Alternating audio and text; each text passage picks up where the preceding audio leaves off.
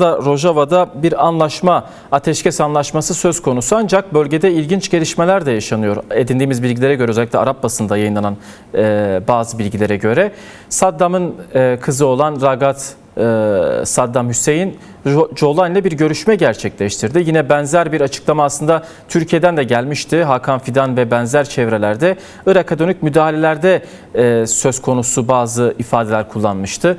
Bölgede neler yaşanıyor? Bu görüşmelerin anlamı nedir? Bir Şii hilali vardı, kırıldı. Yeni bir Sünni hilali mi oluşturulmak isteniyor? Bunları cevaplarsan seviniriz.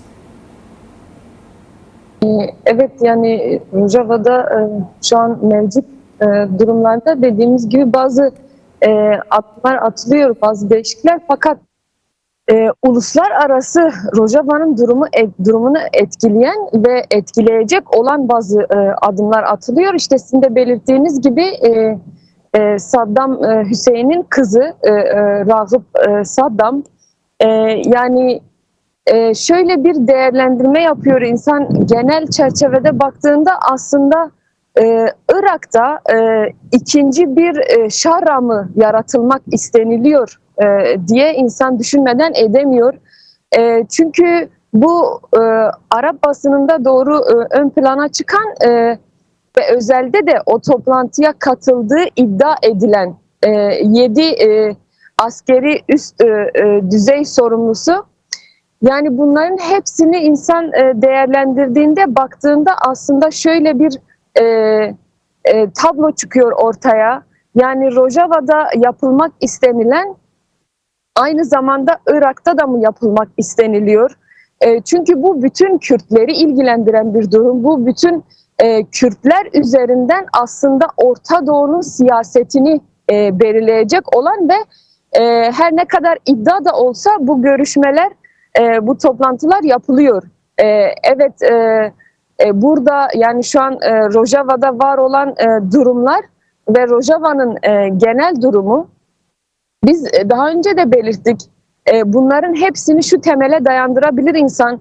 Genel çerçevede baktığında şöyle bir şey çıkıyor ortaya.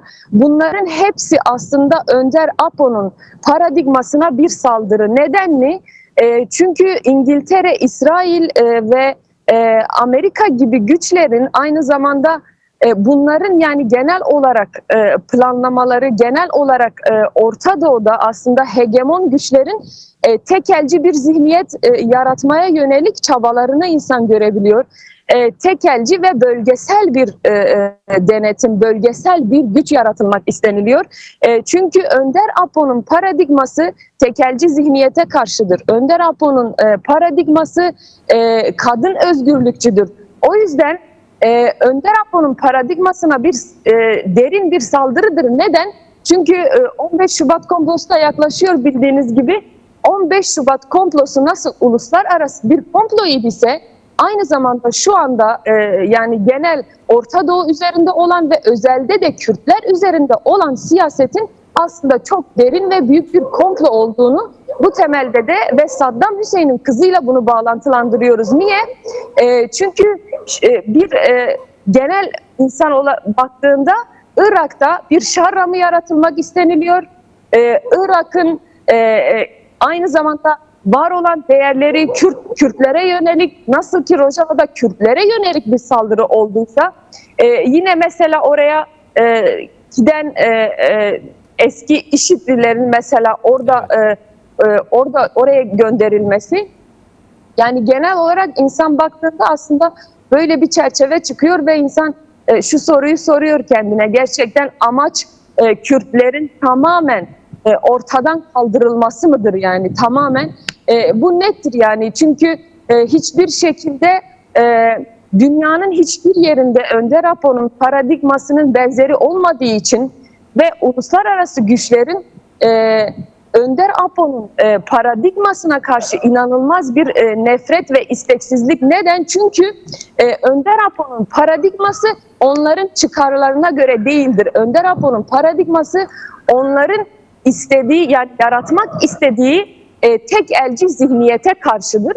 Genel olarak bunları belirtebilirim. Zerya, şunu da sormak istiyorum sana. Şimdi ABD'nin Suriye özel temsilcisi, Türkiye Büyükelçisi aynı zamanda Ton Barak'ın açıklamaları vardı. Bundan birkaç ay öncesine kadar Orta Doğu'da işte özerk yönetim olmaz, federal bir sistem olmaz, merkeziyetçi, diktatöryal bir rejim ancak inşa edilir gibi açıklamaları vardı. Şimdi bunu Suriye'de merkezi bir hükümete bağlayarak yapmak istiyorlar. Rojava'yı imha etmek istiyorlar deyim yerindeyse. Irak'ta da sanki benzer bir senaryo uygulanıyor. Yine İran'a da benzer bir senaryo uygulamak istiyorlar. Burada bir Sünni hilali oluşturulmak isteniyorsa, bir bölgesel güç oluşturmak isteniyorsa bu sadece Kürtleri etkileyen bir şey mi? Bir de yani az önce aslında ifade ettin, biraz açmak istiyorum orayı. Demokratik ulus paradigmasından bahsediyoruz. Yani bölgede yaşayan halklar için demokratik ulus paradigması ne anlama geliyor? Neden kurtuluş reçetesi sunuyor? Bunu da açıklarsan seviniriz. Şimdi şöyle, demokratik ulus paradigması halkların kendini yönetebilme sanatıyla alakalı bir durum. Halkların kendi iradeleriyle, kendi dilleriyle, kendi kültürleriyle yaşayabilmeleri amaçlı. Şimdi bunu hiçbir hegemon gücün işine gelebileceğini zannetmiyorum. Mesela insan şunu düşünüyor, onların yaratmak istediği tek merkeziyeti, tek el, yani tek zihniyet, tek kültür, tek bayrak vesaire. Yani bunlar bu yüzden aslında Önder Apo'nun paradigmasına karşı yoğun bir saldırı var. Çünkü onların yaratmak istediği ve Önder Apo'nun yaratmak istediği ideoloji arasında dağlar kadar fark var. Bu yüzden aslında yoğun bir saldırı gerçekleştiriyor. Irak için de şunu belirtebilirim. Yani Irak'ta burada yapılmak istenilen aslında bir Saddam'ın kızı Rakip Saddam, o belki bir figürdür fakat onu kullanarak aslında yine hegemon güçlerin bunu kullanarak, nasıl ki Şar'a kukla olarak kullanıldı, nasıl ki işte daha önce de bunun benzerleri, bu hegemon güçlerin aslında zaman zaman Orta Doğu'nun dengelerini değiştirmek için, Orta Doğu'nun dengelerini sarsmak için kendilerine yarattıkları kuklalardır bunlar. İşte bu kuklaları çoğaltmak istiyorlar. Bu kuklaları her yerde, işte sizin de belirttiğiniz gibi Irak'ta, İran'da, Rojava'da yaratmak istiyorlar. Önder Apo'nun paradigması tek zihniyetçi değil, merkeziyetçi değil, halkların birlikte yaşayabilme, halkların birlikte demokratik bir yaşam koşulunu yaratma temelidir. Bunları söyleyeyim.